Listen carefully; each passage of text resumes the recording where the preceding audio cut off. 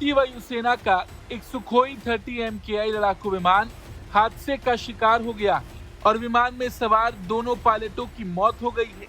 यह हादसा असम के कार्बी आंगलोंग जिले में हुआ। मिली जानकारी के अनुसार ये फाइटर जेट जोरहाट एयरबेस से एक नियमित ट्रेनिंग मिशन के लिए उड़ान भरा था। उड़ान के कुछ समय बाद ही विमान से संपर्क टूट गया।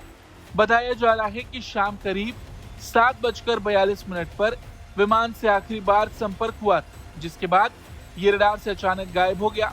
इसके बाद वायुसेना और स्थानीय प्रशासन ने तुरंत खोज अभियान शुरू किया। बाद में पता चला कि विमान जोरहाट से लगभग 60 किलोमीटर दूर कार्बी आंगलोंग इलाके में दुर्घटनाग्रस्त हो गया।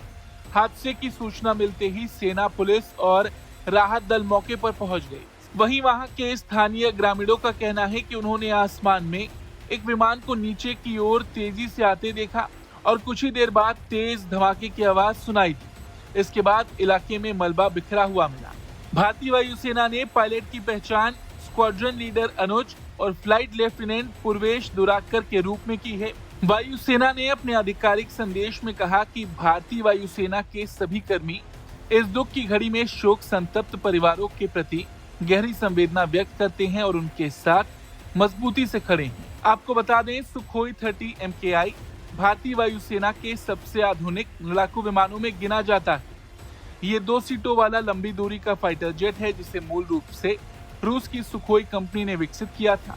भारत में इसका निर्माण लाइसेंस HAL द्वारा किया जाता है। भारतीय वायुसेना के बेड़े में ऐसे 260 से अधिक विमान शामिल हैं और इन्हें वायुसेना की ताकत की रीढ़ माना जाता है। फिलहाल हादसे के कारणों का पता लगाने के लिए जांच शुरू कर दी गई है। शुरुआती जानकारी के मुताबिक विमान प्रशिक्षण उड़ान पर था, लेकिन दुर्घटना किन परिस्थितियों में हुई, ये जांच के बाद ही स्पष्ट हो पाएगा। यह हादसा भारतीय वायुसेना के लिए नहीं, बल्कि पूरे देश के लिए एक दुखद क्षण, क्योंकि देश ने अपने 2 बहादुर और समर्पित पायलट खो दिए हैं।